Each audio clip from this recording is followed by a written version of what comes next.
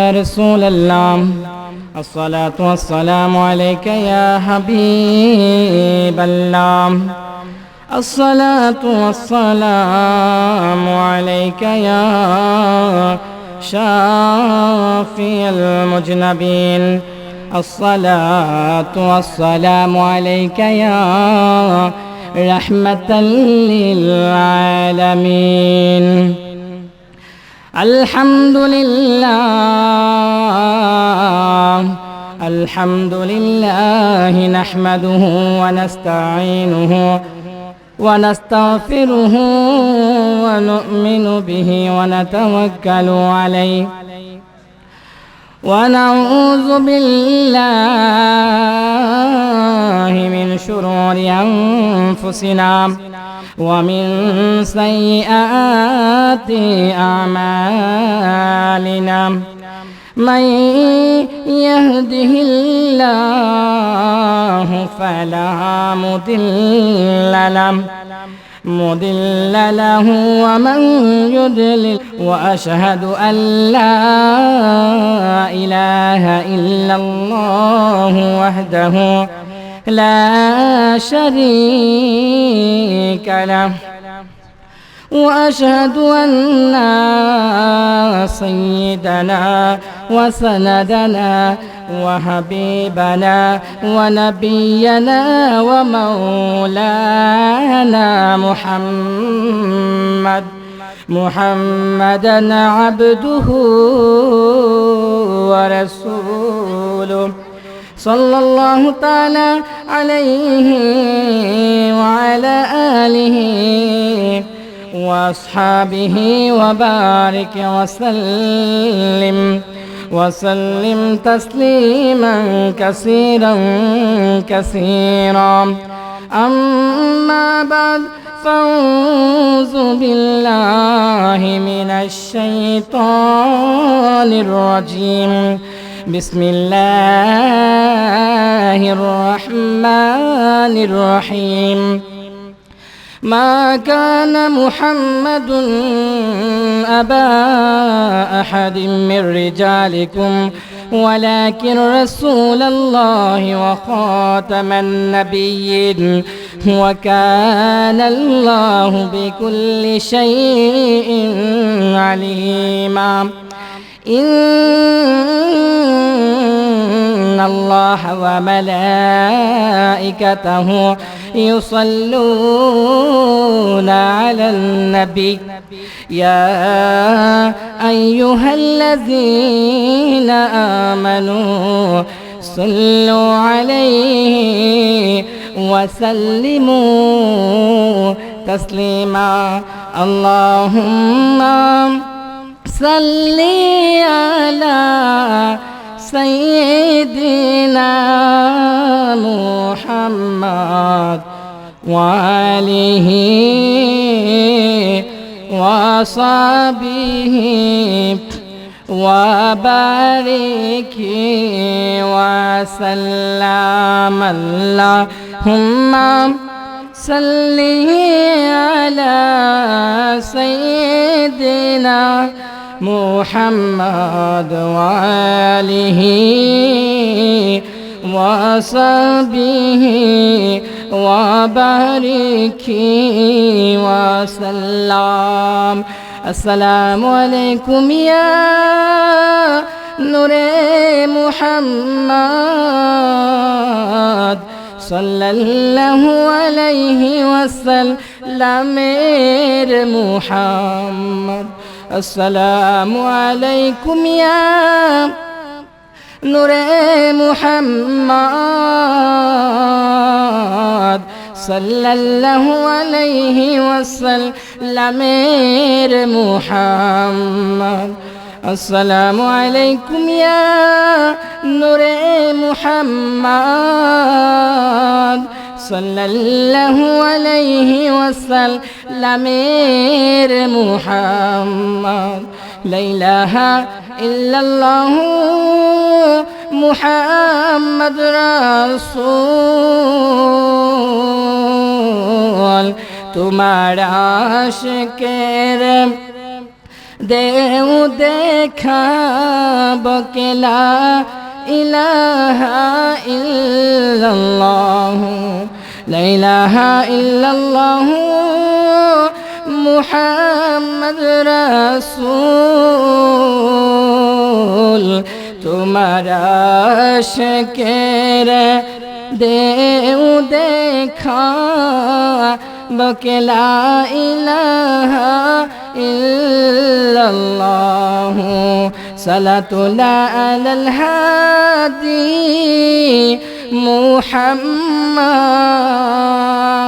মুহাম্মদ সালামুল্লাহ আলা দাহি মুহাম্মদ সালামুল্লাহ আলাল হাদি মুহাম্মদ সালাতুল্লাহ আলাল হাদি মুহাম্মদ সালামুল্লাহ আলাল হাদি মুহাম্মদ সালামুল্লাহ আলাল হাদি মুহাম্মদ লা ইলাহা ইল্লাল্লাহ মুহাম্মাদুর রাসূলুল্লাহ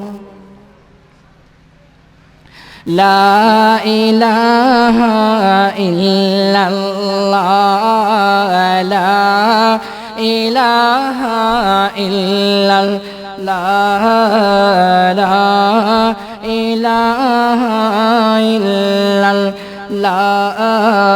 লা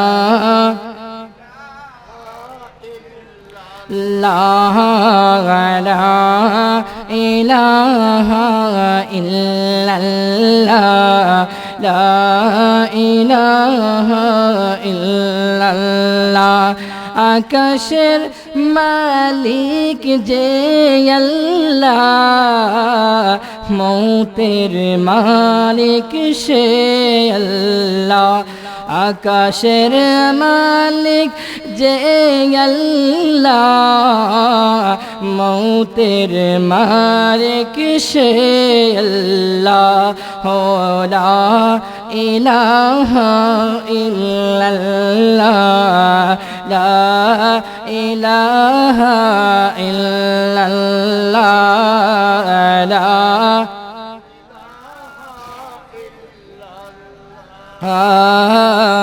লা ইলাহা ইল্লাল্লাহ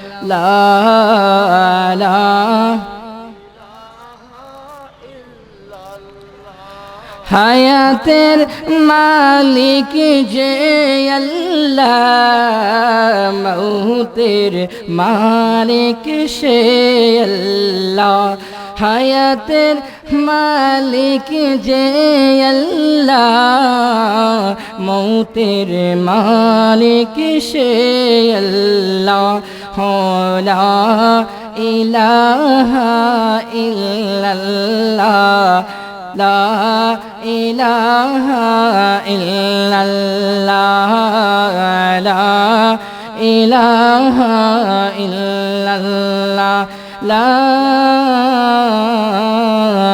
ইলাহা ইল্লাল্লাহ মুহাম্মাদুর রাসূলুল্লাহ সাল্লাল্লাহু আলহামদুলিল্লাহ মহান আল্লাহ পাকের দরবারে লাখো লাখো শুকরিয়া যে মহান রব্বুল আলামিন আপনি আমাদের সবাইকে এই পবিত্র উরুস মাহফিলে সুস্থ অবস্থায় আসার এবং বসার তৌফিক দান করছেন সেজন্য সবাই আমরা শুকরিয়া দান করি আলহামদুলিল্লাহ আল্লাহর পাকের দরবারে লাখো লাখো শুকরিয়া যে মহান রব্বুল আলামিন আপনি আমাদের প্রত্যেকটা মানুষ যারা পৃথিবীতে আসছে আল্লাহ আমরারে বড় মহব্বত করে বড় পছন্দ করে বড় বাছাই করে এই পৃথিবীতে 18,000 মাখলুকাতের মধ্যে আপনি আমাদেরকে আশরাফুল মাখলুকাত আশরাফুল কি মানে আমরা সৃষ্টির সেরা জীব না, আশরাফুল মাখলুকাত মানে কি আমরা সৃষ্টির সেরা জীব। মহান রাব্বুল আলামিন আপনি আমাদেরকে সৃষ্টির সেরা জীব হিসেবে দুনিয়াতে প্রেরণ করেছেন, সেজন্য আমরা শুকরিয়া আদান বলি আলহামদুলিল্লাহ। আল্লাহ পাকের দরবারে শুকরিয়া আদায় করি, এই পৃথিবীতে আপনি আমি সবাই মিলে প্রায় 800 কোটি জনসংখ্যা মানুষ, 800 কোটি মানুষ। এই 800 কোটি মানুষের মধ্যে আল্লাহ আপনি আমাদেরকে বাছাই করে মুসলমানের ঘরে জন্মদান করছেন এবং আমরা আখিরি নবীর উম্মত হইতে পারছি। এই জন্য আল্লাহর দরবারে আমরা লাখো কোটি শুকরিয়া, সবাই বলেন আলহামদুলিল্লাহ।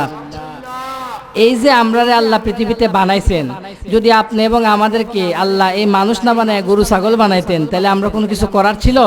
আমরা কি আল্লাহরে বলছিলাম যে আল্লাহ তুমি আমার মানুষ বানাও? না।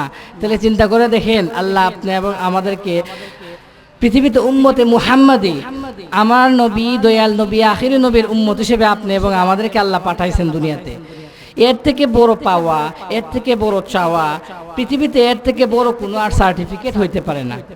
আপনি যদি আল্লাহরে বলেন হাসরের ময়দানে কিয়ামতের দিন যখন বিপদে পড়বেন, আপনি নিজে বলতে পারবেন না আল্লাহ আমি 70 বছর জিন্দেগি, 80 বছর জিন্দেগি, এই জিন্দেগির মধ্যে যে আমল করছি সে আমল দিয়ে আমি জান্নাতে যেতে পারবো?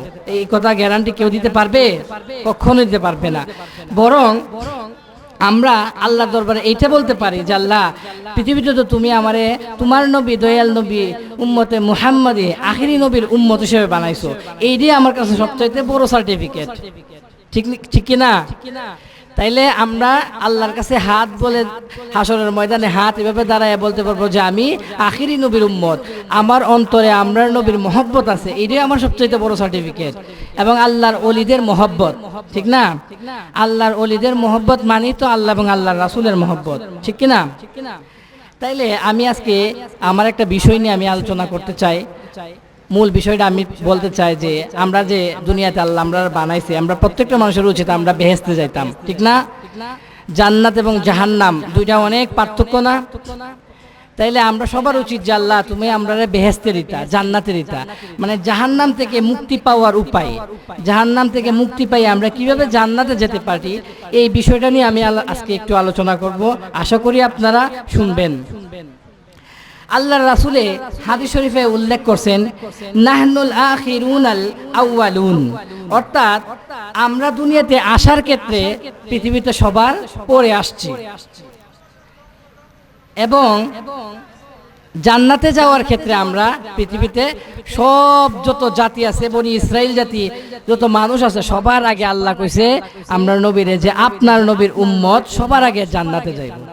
সবাই বলেন সুবহানাল্লাহ। মানে এটা হাদিসের কথা, আমার কথা না। কি বলছে? নাহনুল আখিরুনাল আউয়ালুন, অর্থাৎ আমরা দুনিয়াতে আসার ক্ষেত্রে সবার লাস্টে আসছি। বনি ইসরাইল জাতি আমরা অনেক বছর আগে আসছে, অন্যান্য নবীর উম্মত অনেক আগে আসছে, কিন্তু পৃথিবীতে সবার লাস্টে আসছি কে? আমরা না, উম্মতে মুহাম্মাদি। তাই আমরা সবার লাস্টে আসছি, কিন্তু আল্লাহর রাসূল আল্লাহ বলছেন যে আমরা সবার আগে জান্নাতে যাব। তাইলে আমরা প্রত্যেকটা মানুষের উচিত জাহান্নাম থেকে আমরা মুক্তি পাওয়ার অন্যতম রাস্তা হইছে তওবা। তওবা বিষয়টা যেটা আমরা বিশ্বাস করি, সবাই জানি, তওবা আমরা করি, মুখ দিয়ে তওবা করি না আমরা যে আল্লাহ তুমি আমরা মাফ করো, আমরা এই করো সেই করো, কিন্তু আমরা তওবা মুখ দিয়ে বলি, কিন্তু পরবর্তীতে দেখা গেছে আমরা আজকে তওবা করলাম, কালকে গিয়ে আবার আমরা পাপ কাজ করে ফেলছি, ঠিক না? আলহামদুলিল্লাহ। আমরা যারা তওবা করি, তওবার মূল উদ্দেশ্যটা কি? আমি আজকে অনেক বড় অন্যায় করছি, অনেক বড় পাপ করছি, তুমি মাফ করে দিও, সারাদিন অনেক অন্যায় করছি, মাফ করে দিও, আমরা মুখে বলি না? মুখ দিয়া যেটা বলেন এটার বলে হয় ক্ষমা চাওয়া, মানে আল্লাহর কাছে আপনি ক্ষমা চাইলেন। কিন্তু আল্লাহর রাসূল বলছেন অন্তর দিয়া যেটা আপনি বলবেন ওইটা হচ্ছে তওবা। সবাই বুঝতে পারছেন? যেটা অন্তর দিয়ে আপনি বলবেন ওইটা হচ্ছে তওবা, মুখ দিয়ে যেটা বলে এটা হচ্ছে ক্ষমা চাওয়া। তাহলে আমরা দুইটার মধ্যে পার্থক্য আছে না? এই জিনিসগুলো আমরা বুঝতে হবে। অতএব মূলত তওবা হচ্ছে গুনাহ করার পরে অন্তরে আফসোস সৃষ্টি করা। আপনি ধরেন একটা মানুষের মারছেন বা একটা মানুষের নামে আপনি একটা অন্যায় কাজ করছেন, দেখা গেছে আপনার কথায় ওই লোকটা আরেকটা মানুষের সাথে মারামারি শুরু করে দিব, তাহলে একটা অন্যায় কাজ করছেন না, কিন্তু পরবর্তীতে আপনার নিজের কাছে মায়া লাগছে যে আরে আমি ওই লোকটারে মারছি বা আমার কথায় ওই লোকটা আরেকজনের সাথে মারামারি করছে, আপনার ভিতরে একটা মায়া সৃষ্টি হইলো, আফসোস সৃষ্টি হইলো, ওই আফসোসটার নাম হচ্ছে কি তওবা। তাইলে আমরা যখন কোনো অন্যায় কাজ করি, ধরেন আপনি মিথ্যা কথা বলছেন, আল্লাহর কাছে আপনি অন্তর দিয়ে চাইবেন যে আল্লাহ, আফসোস করবেন যে আল্লাহ আমি অনেক বড় পাপ করছি, তো ওই অন্তর দিয়ে চাওয়াটার নাম হচ্ছে কি তওবা। তারপর আরো কথা আছে, তওবা, গুনাহ, আফসোস, আশা, এবং আমাদের দিলের মধ্যে যখন একটু একটু খটখট সৃষ্টি হবে, দিলের মধ্যে যখন মানে নিজের কাছে নিজের খারাপ মনে হবে, তখন আমরা ওই চাওয়া মানুষের কাছে আমরা যেন সেটা যেন আল্লাহর কাছে আমরা চাইতাম, মনে প্রাণে অন্তর দিয়ে চাইতাম। ওই যে অন্তরের মধ্যে আপনার মধ্যে খুঁট সৃষ্টি হওয়া, আফসোস সৃষ্টি হওয়া, মায়া লাগা, ওইটার নাম হচ্ছে তওবা। এই অন্তরটা যখন আপনার মধ্যে লাগবে, মায়া লাগবেন, তখনই আল্লাহ বুঝবো জারি ওই বান্দাটা অন্যায় কাজটা করছে, সে মুখ দিয়ে না বলুক, সে অন্তর দিয়ে যে ওই যে আফসোস করছে, যে সে বলছে তার মায়া লাগছে, যা বান্দা তোরে আমি আল্লাহ মাফ করে দিলাম। এই বিষয়টা আমরা সবাই বুঝতে হবে। তারপর এ সম্পর্কে আল্লাহ রাসূলের একটা হাদিস আছে, ওই হাদিসটার মধ্যে আল্লাহ রাসূল বলছেন, আল ইসমু মাহা কাফি নাফসিকা ওয়া কারিহা আইয়াফতাবিহা আলাইহিন নাস। অর্থাৎ আমরা যখন আল্লাহ পাক ইরশাদ করছেন, আমরা যখন ওই যে অন্যায় কাজ করি, পাপ কাজ করি, তখন আল্লাহর রহমত সরে যায়। এই সরে যাওয়া রহমতটা আবার গ্যাপটা পূরণ করতে হলে আল্লাহর কাছে আপনি তওবা করতেন। এরপর অন্য আয়াতে আল্লাহ রাসূল ইরশাদ করছেন,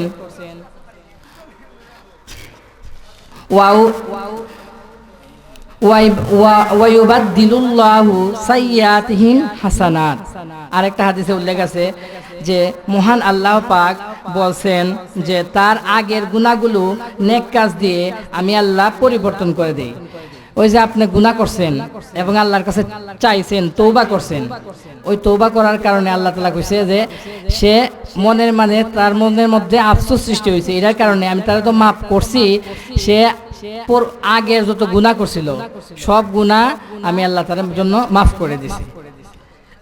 এবং আল্লাহ তাআলা বলছে ওই ব্যক্তির আমলনামা এমন হয়ে যাবে যে ব্যক্তি মায়ের পেট থেকে জন্ম হইলে যেরকম মাসুম হয়ে যায়, আল্লাহ তাআলা ওই রকম মাসুম বানায় দিবেন। সবাই সুবহানাল্লাহ। তাহলে আমরা প্রত্যেকটা মানুষের উচিত, আমরা যে এটা চাইতাম আল্লাহর কাছে, মুখ দিয়া চাওয়া না, আমরা অন্তর দিয়া চাইতাম। অন্তর দিয়া চাইলে আল্লাহ বলছে আমি ওই বান্দার গুনাহ আমি কোনো সময় খালি ফিরাই না। এবং আল্লাহ তাআলা এটাও বলছে, আমরা যখন আল্লাহর কাছে চাইতাম, বিশেষ করে মধ্যরাতে আল্লাহর দরবারে চাইলে আল্লাহ আমরা হাত কোনো সময় খালি ফিরাই না।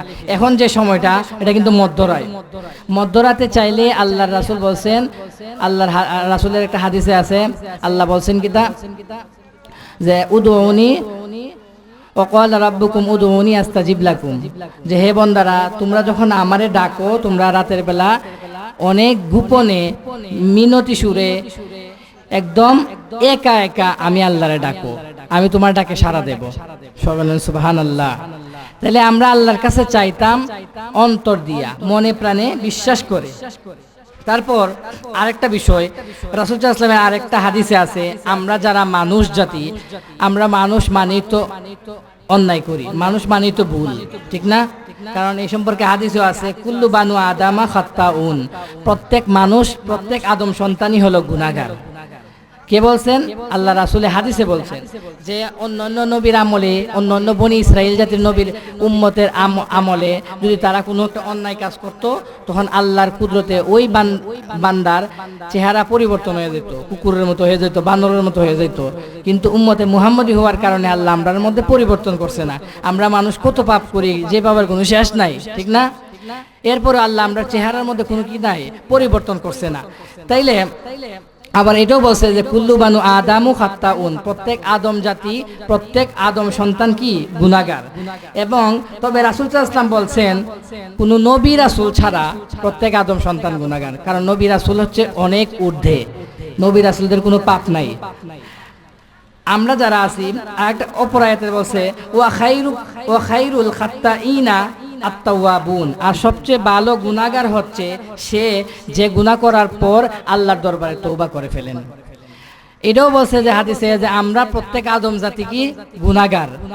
অন্য আয়াতে আবার এটাও বলছে যে আমরা আদম জাতি যখন গুনাহ করি তখন আল্লাহ তাআলা আমরা ওই গুনাহটা আল্লাহ কি করছে, আমরা যদি আল্লাহর কাছে চাই আল্লাহ তাআলা আমরা গুনাহটা মাফ করে দিবেন। এবং আমরা প্রকৃত প্রিয় বান্দা, আল্লাহর প্রিয় বান্দা সে যে গুনাহ করার পর আল্লাহর দরবারে ক্ষমা চায়, মাফ চায়।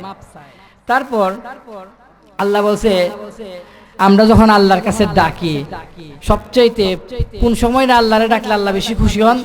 যেমন আমরা সূরা ফাতিহার মধ্যে আলহামদুলিল্লাহি রাব্বিল আলামিন পড়ি না, আর রহমানির রহিম মালিক ইয়াউমিদ্দিন এভাবে পড়ি। এটার অর্থটা কি? যে আল্লাহ আমরা তোমার ইবাদত করি। আমরা আল্লাহর ইবাদত করি না? সবাই আল্লাহর ইবাদত করি। যে আমরা সূরা ফাতিহায় আমরা পড়ি যে আল্লাহ আমরা তোমার ইবাদত করি, আর তোমাকে ছাড়া আমরা আর কারো কাছে মাথা নত করি না। আমরা কার কাছে ইবাদত করি? আল্লাহর ইবাদত করি। আল্লাহ ছাড়া আমরা আর কারো কাছে মাথা নত করি না। আর আমরা আল্লাহর কাছে এই কথা আল্লাহর কাছে এইভাবে বলতে পারি যে আল্লাহ আমরা তোমার কাছে মাথা নত করি না, তবে ওই যে তোমার কাছে হাদিসে সূরা ফাতিহার মধ্যে আমরা বলি যে তুমি ছাড়া কারো কাছে আমরা মাথা নত করি না, ওই হকের উপর, এই কথার দাবির উপর আল্লাহ তোমার কাছে আমি চাই আল্লাহ তুমি আমারে মাফ করে দিও। এই কথা যদি বলি আল্লাহ বলছে কোনো বান্দারে আল্লাহ খালি ফিরাইয়া দিবেন না। সবাই বলেন সুবহানাল্লাহ। তারপর আরেকটা বিষয় হচ্ছে ইস্তেগফার। আমরা যখন ইস্তেগফার করি, ইস্তেগফার হচ্ছে মুখ দিয়ে ক্ষমা চাওয়া। আমরা যখন আল্লাহর কাছে ইস্তেগফার করি আমরা মুখ দিয়ে ক্ষমা চাই। মুখ দিয়ে ক্ষমা চাই না যে আল্লাহ আমারে মাফ করো, আল্লাহ আমি এই অন্যায় কাজ করছি, মিথ্যা কথা বলছি, মানুষের ক্ষতি করছি, তুমি মাফ করো, এইভাবে বলি না। এই কাজটা করলে আল্লাহ আমারে মাফ করে দেন। তারপর তওবা হচ্ছে অন্তর দিয়ে ক্ষমা চাওয়া। আগে আমি লাইনে বলছিলাম যে যেটা আমরা তওবা করি অন্তর দিয়া ক্ষমা চাই। যে গুনাহ করে তওবা করে তার অবস্থা এমন হয়ে যায় যে সে কখনো গুনাহ করেন না।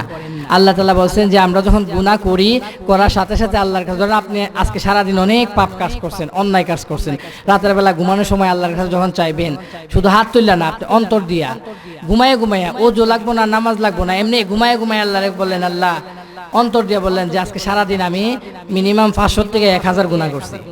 এই যে মুখ দিয়ে কথাটা বলছেন, আল্লাহ বলছে যে আমার বান্দা অন্তর দিয়ে বলছে, মুখে বলে নাই, তার অন্তরেরটাই আমি আল্লাহ দেখি। তখন আল্লাহ বলছেন যে তার আমলনামা এমন হয়ে যায় যে সে জীবনে একটা গুনাহ করছে না।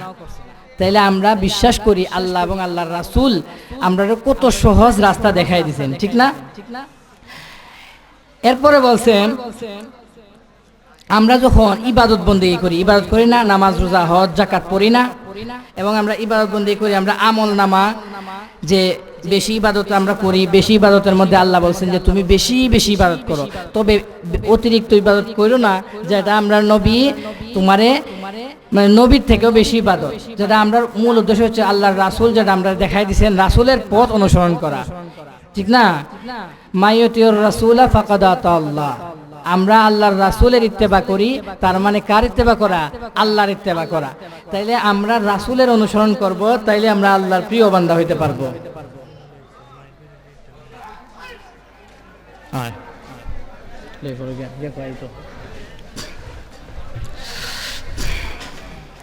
তারপর সহিহ বুখারী শরীফের আরেকটা হাদিস, আল্লাহ রাসূল বলেছেন ইন্নাশ শাফাআতি লি আহলিল লিল কাবাইরি মিন উম্মতিহি। আমার উম্মতের মধ্যে যারা কবিরা গুনাহ করে, কবিরা গুনাহে লিপ্ত থাকে, তাদের জন্য আমি আল্লাহর রাসূল হাসরের ময়দানে শাফায়াত করব। আল্লাহ রাসূলের বুখারী শরীফের হাদিস। যদি আমরা বড় কবিরা গুনাহ করি, এরপর আল্লাহ রাসূল বলছে আমরারে আল্লাহ রাসূলে মানে বিতাড়িত করবেন না, এরপরে আল্লাহ রাসূল আমরার জন্য কি করবেন? শাফায়াত করবেন। তাহলে আল্লাহর রাসূলের প্রিয় বান্দা আমরা হইতে চাইনি, আল্লাহ রাসূলের প্রিয় উম্মত আমরা হইতে চাই। নবীজির সুপারিশ, নবীর শাফায়াত ছাড়া, আল্লাহর রহমত ছাড়া পৃথিবীতে কোনো মানুষ, কোনো বান্দা জান্নাতে যেতে পারবে না। এটা হাদিসের কথা, কুরআনের কথা। তারপর আল্লাহ রাসূলে বলছেন আমাদের চারপাশে দরকার অনেক বিষয়ে ফেরেশতাদের গার্ডওয়াল। আমরা কিছু কিছু তসবিহ সবার পড়া উচিত। আমরা তসবিহ পড়ি না? সুবহানাল্লাহ, আলহামদুলিল্লাহ, লা ইলাহা ইল্লাল্লাহ, আল্লাহু আকবার। এই যে তসবিহগুলো আমরা পড়ি, এই তসবিহগুলো অনেক ফজিলত, অনেক ফজিলত, যে ফজিলতের কোনো শেষ নাই। ধরেন আপনি ঘর থেকে বের হলেন, আপনি একটা তসবিহ পড়লেন যে আল্লাহ আমি সুবহানাল্লাহ পড়ছি, লা ইলাহা ইল্লাল্লাহ, আলহামদুলিল্লাহ, আল্লাহু আকবার, ছোট ছোট তসবিহ। এই তাসবিহগুলো পড়লেও আল্লাহ বলছে যে আমি আমার বান্দারে তারে গার্ড দিয়ে রাখি। গার্ড মানে কি? ধরেন যারা বরিশাল, যারা নিচু এলাকার মানুষ, তারা যখন পদ্মায় তাদের বাড়িঘর ভেঙে নিয়ে যায় তখন তারা অনেক কষ্ট করে না? পরবর্তীতে দেখা যায় যখন পানি শেষ হয়ে যায় তখন তারা গার্ড ওয়াল দেয়, দেয়াল দেয়, যেন পদ্মার পানিয়ে তাদের বাড়িঘর না ভাঙতে পারে। মোটা কইরা দেয়াল দেয় যেন তাদের না ভাঙতে পারে। তাহলে এই যে দেয়ালটা, এটা হচ্ছে তাদের গার্ড ওয়াল, ঠিক না? ঠিক উম্মতে মুহাম্মাদি আমরা মানুষ যারা আছি, আমাদের নিজেদেরকেও একটা গার্ড ওয়াল দরকার আছে না? আমাদের আল্লাহ রাসূল বলছেন আমাদের সবচেয়ে প্রিয় গার্ডওয়াল হচ্ছে আল্লাহর ফেরেশতা, আল্লাহর রহমতের ফেরেশতা। আপনি যদি কোনো ইবাদত বন্দেগী কিছু কিছু তাসবিহ আছে, ধরেন আপনি যদি তাসবিহগুলো পড়েন, আল্লাহর রাসূল বলছেন ওই তাসবির কারণে আমি আমার রহমতের ফেরেশতার দিয়া 24 ঘন্টা আমার ওই বান্দারে আমি হেফাজত করে রাখবো।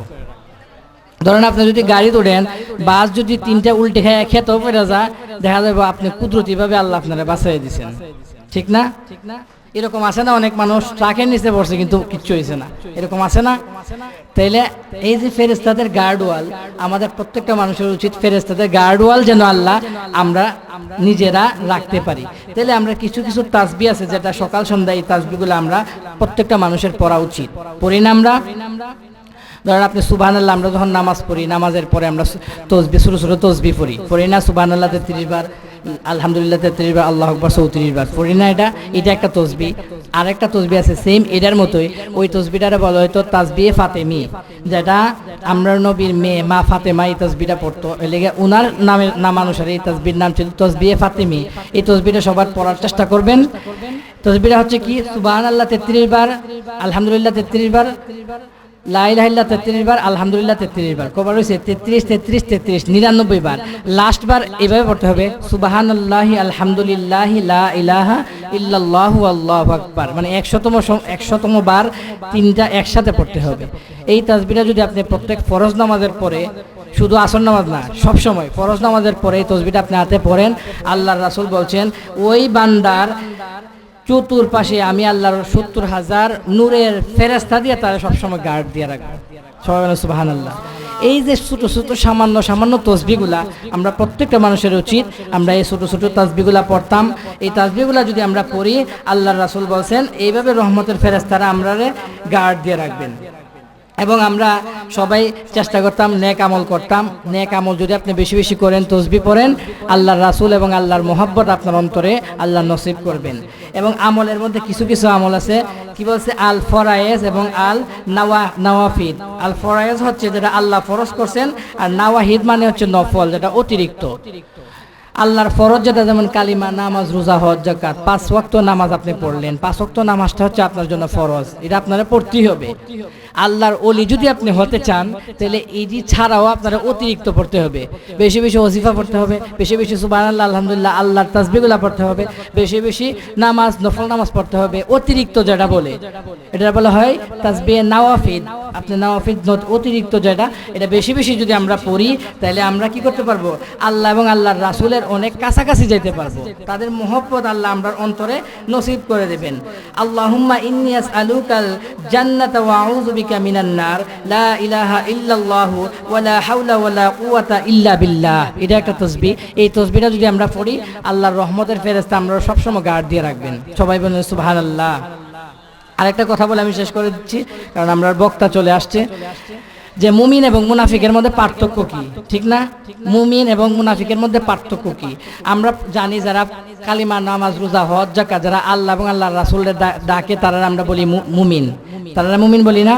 কিন্তু একটা সময় আল্লাহর রাসূলের সবচেয়ে কাছের লোক আছিল কিছু মানুষ, নবীজিরে দেখায় সবসময় নবীজি যেটা বলতো এর থেকে ডাবল করতো, মানে নবীজিরে দেখায় তারা ভালো ভালো কাজ করতো, এমন কাজ করতো আল্লাহর রাসূলের ইত্তেবা করতে করতে তারা বেশি আমল করতো।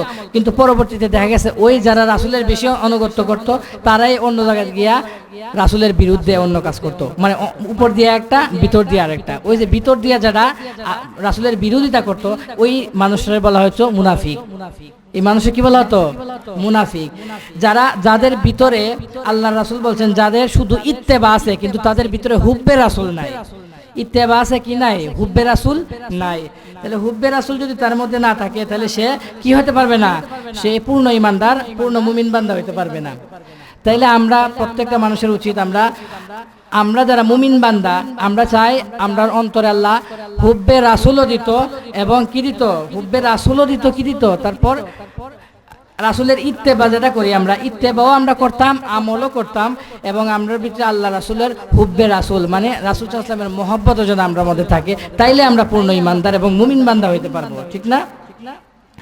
আর মুনাফিকের বিষয়টা তো সবাই বুঝছেন।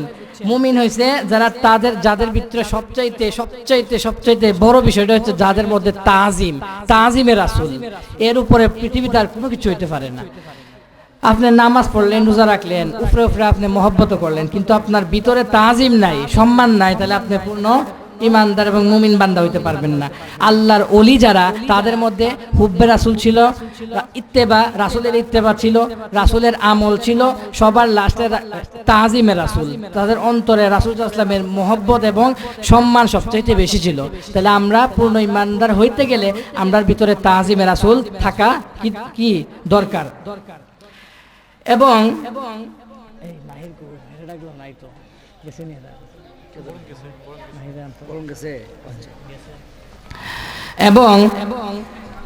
আমরা ধরেন আরেকটা বিষয় দিয়ে আমি উদাহরণ দিই, যেমন ধরেন যারা চুরি করতে যায় না, দেখো চুরে যখন চুরি করতে যায় তখন আল্লাহরে ডাকে, আল্লাহ আমার তুমি বাঁচাইও। চুরে আল্লাহরে ডাকে না? সুর আল্লাহ বলছে ওই সুরটা যে 1 ঘন্টা বা 2 ঘন্টা সুরের কাজ করলো, মানে চুরি করলো, আমি ওই বান্দার মধ্যে ওই 1 ঘন্টার পাপ ওই তার ভিতরে লিখে রাখবো। মানে দুজন ফেরেশতা থাকে না, একজন পাপের ফেরেশতা, একজন পুণ্যের ফেরেশতা। পাপের ফেরেশতা চুরে যতটুকু সময় অন্যায় কাজ করে, চুরি করে 1 ঘন্টা চুরি করলে 1 ঘন্টার গুনাই লিখবো, বেশি লিখতো না। আল্লাহ রাসূল বলছেন যে চুরে যদি 1 ঘন্টা গুনাহ করে 24 ঘন্টা গুনাহ লিখতো না, শুধু যত সময় গুনাহ করবো তত সময় গুনাহ তুমি লিখবা। কিন্তু যাদের ভিতরে অহংকার, যাদের ভিতরে হিংসা, এই জিনিসটা যাদের ভিতরে থাকবো, আল্লাহ রাসূল বলছে 24 ঘন্টা তার গুনাহ বাম হাতের ফেরেশতা গুনাহ লিখতেই থাকবে। সবাই বলেন সুবহানাল্লাহ। তাহলে এই জিনিসগুলো আমরা সবার জানা উচিত নেই? তাহলে অহংকার এবং হিংসা মানুষের নেক আমল একদম পুড়ে শেষ করে ফেলে। লাকড়ির আগুনের মধ্যে কয়লা আছে না, কয়লা যেভাবে আগুনে লাকড়িরে পুড়ে শেষ করে দেয়, ঠিক তদ্রূপ আমরা আমল নামা অহংকার এবং হিংসা শেষ করে দেয়। তাহলে আমরা প্রত্যেকটা মানুষের উচিত এই জিনিসগুলো আমরা সবাই খেয়াল করতাম। খেয়াল যদি না করি তাহলে আপনি দুনিয়া এবং আখিরাত সব জিনিসই হারাবেন, ঠিক না? আরেকটা জিনিস আল্লাহ রাসূল বলছেন, 4টি জিনিস হাসিল করলে দুনিয়া এবং আখিরাতে আপনি কল্যাণ লাভ করতে পারবেন। 4টা জিনিস কি আমরা সবার জানা উচিত না? 4টা জিনিস যদি আপনার মধ্যে থাকে, আল্লাহ রাসূল বলছে সে কোনো কথা নাই, সে সোজা জান্নাতে, সোজা কি না, সোজা বেহেশতে, মানে জাহান্নাম থেকে আপনি মুক্ত। তাইলে আপনার উচিত কি এই 4টা জিনিস আমরা সবার উচিত জানা উচিত। আসুন, সবার জানা উচিত যে আমরা এই 4টা জিনিস হচ্ছে আমানতদারিতা, সত্যবাদিতা এবং উত্তম চরিত্র। তারপর হচ্ছে হালাল রিজিক। আমানতদারিতা কিটা? আপনারা ধরেন আমানত দিছে, আমানতের খেয়ানত করা যাবে না, আপনার আমানতদারিতা আপনার মধ্যে থাকতে হবে। তারপর সত্যবাদিতা, আপনি সদা সত্য কথা বলবেন, এবং উত্তম চরিত্র, আপনার মধ্যে উত্তম চরিত্র থাকতে হবে। তারপর হচ্ছে হালাল রিজিক, আপনি যে রিজিকটা পড়লেন ওই রিজিকটা যেন হালাল হয়। যদি আপনি সারাদিন হারাম খান আর 5 ওয়াক্ত নামাজ পড়েন, তাহলে আল্লাহর দরবারে আপনার কোনো আমল নামা আল্লাহ কবুল করবেন না। তাহলে এই জিনিসগুলো আমরা সবার জানা উচিত, সবার বোঝা উচিত। এবং আরেকটা বিষয় বলে আমি শেষ করে দিচ্ছি, যে ব্যক্তি মানুষের প্রতি দয়া করে না, মহান রাব্বুল আলামিন তার প্রতি কোনো দয়া করেন না। এটা বুখারী শরীফের হাদিস, বুখারী শরীফের 7376 নম্বর হাদিস। আল্লাহ বলছেন যে যদি কেউ মানুষের প্রতি দয়া না করে, আল্লাহ তার প্রতি দয়া করবেন না। এই জিনিসগুলো আমরা প্রত্যেকটা মানুষের জানা উচিত। এবং আরেকটা বিষয়, আপনি যত বড় মুমিন বান্দা এবং মুসলিম হন না কেন, আপনার ভিতরে যদি কারোর কাছে আপনার সাথে ঋণ থাকে, আল্লাহ বলছেন যে ওই ঋণের কারণে সে জান্নাতে যাইতে পারবে না। এই জিনিসগুলো আমরা সবার জানা উচিত, বোঝা উচিত। এবং আল্লাহ বলছে যে তোমরা যদি ওই ব্যক্তির কাছে ততক্ষণ পর্যন্ত ঋণ শোধ না করবা, ততক্ষণ পর্যন্ত তুমি জান্নাতে যেতে পারবে না। আমার বক্তব্য এখানে শেষ করলাম। ওয়া আখিরু দাওয়ানা আলহামদুলিল্লাহি রাব্বিল আলামিন। আসসালামু আলাইকুম ওয়া রাহমাতুল্লাহ।